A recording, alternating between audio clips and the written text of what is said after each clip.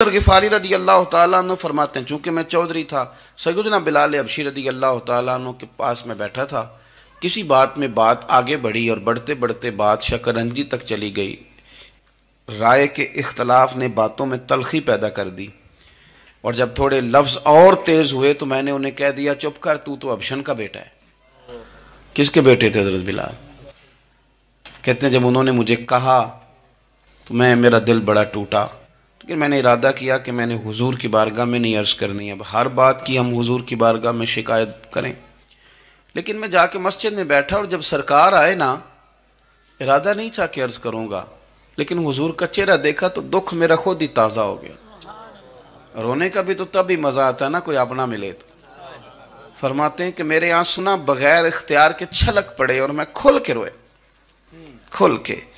قربان جاؤں محبوب کے بھی حضور نے پاس نہیں بلایا، بلکہ نبی پاک اٹھ کے خود میرے پاس آئے اور مجھے کندھوں سے پکڑ کے سینے سے لگایا، اور جب میں کھل کے رو لیا تو حضور میرے آنسو پوچھنے لگے۔ کچھ شعر ایسے ہوتے ہیں جو کسی نے کہے ہوتے ہیں، اور کہنے والا جو ہوتا ہے وہ صاحب حال ہوتا ہے، تو اس میں کچھ خوبصورتی زیادہ ہی ہو جاتی ہے۔ ایک پنجابی کے شاعر ہمارے گجرات میں گزرے، بزرگ تھے، ان کا ایک شعر ہے، وہ کہتے ہیں ایک واری میری آنکھیاں چوں اونا نے اتھرو پونجے سن، ایک واری میری آنکھیاں چوں اونا نے اتھرو پونجے سن، ہن تے چسکا پہ گیا رونے دا۔ ایک واری میری آنکھیاں چوں اونا نے اتھرو پونجے سن، ہن تے چسکا پہ گیا رونے دا، تے ہر ویلے آہو زاری دا۔ تو میں روز رونے لگا ہوں، مزہ ہی بڑا آیا ہے جب سے محبوب نے چپ کرانا شروع کیا۔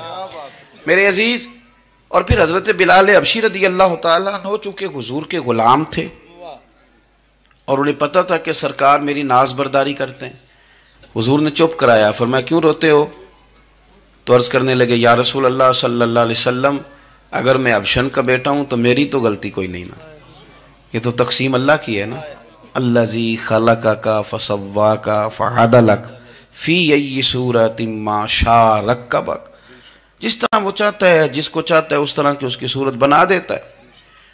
تو مجھے ابشن کا بیٹا کہا جاتا ہے، میری غلطی کیا ہے؟ حضرت بلال نے بھی نہیں بتایا کس نے کہا، لیکن نبی پاک صلی اللہ علیہ وسلم نے کیا فرمایا؟ امام یوسف صالحی نے لکھا ہے، ذرا غور کرنا بات پر، تسلیاں لوگ اور رنگ میں بھی دیتے ہیں، پر یہ تسلی بڑی انوکھی ہے۔ حضور فرمانے لگے بلال اگر تو ابشن کا بیٹا تو پریشان کیوں ہوتا ہے؟ کالے رنگ والی ماں کا بیٹا ہے تو پریشان کیوں ہوتا ہے اگر تیری والدہ کا رنگ کالا ہے تو؟